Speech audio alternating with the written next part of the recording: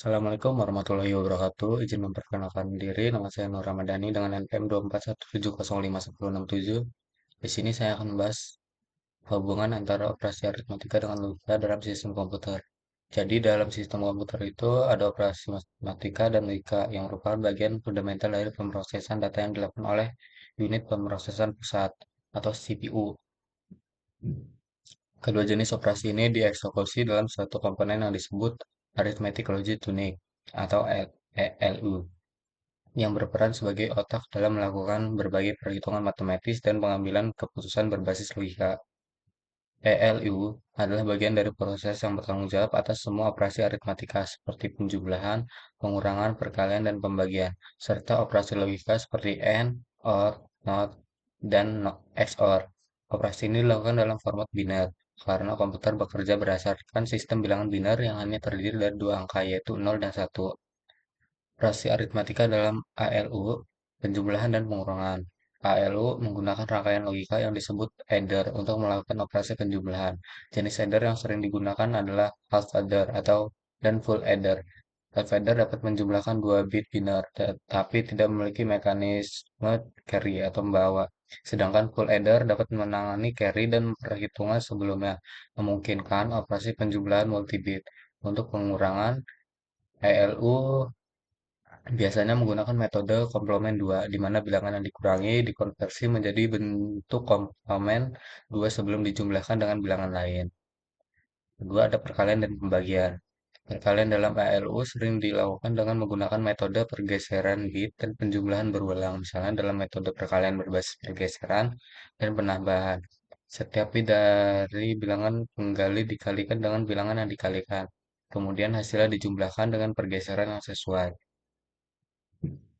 Pembagian sering dilakukan dengan menggunakan metode pembagian berbasis pengurangan berulang atau menggunakan algoritma BOOT untuk optimasi proses. Beberapa proses modern juga menggunakan unit khusus untuk menangani perkalian dan pembagian dengan lebih efisien.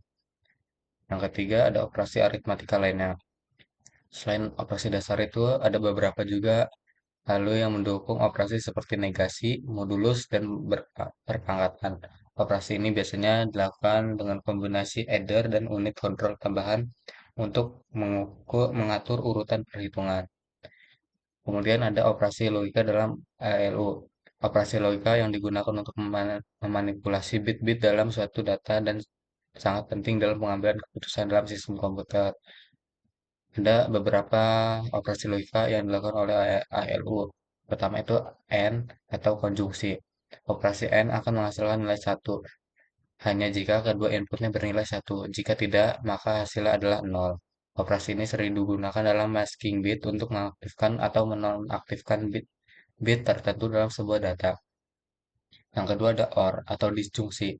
Operasi OR akan menghasilkan nilai satu jika salah satu atau keduanya inputnya bernilai satu.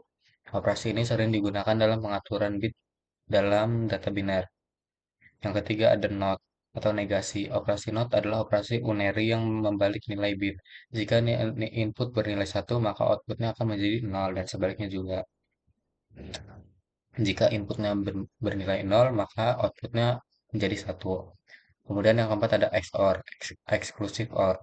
Operasi XOR akan menghasilkan nilai satu jika kedua inputnya berbeda, dan 0 jika keduanya sama. Operasi ini sering digunakan dalam kriptografi dan perhitungan checksum.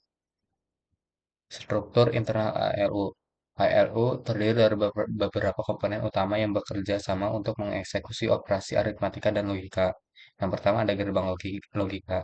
Gerbang logika ialah dasar dari operasi logika dalam ALU.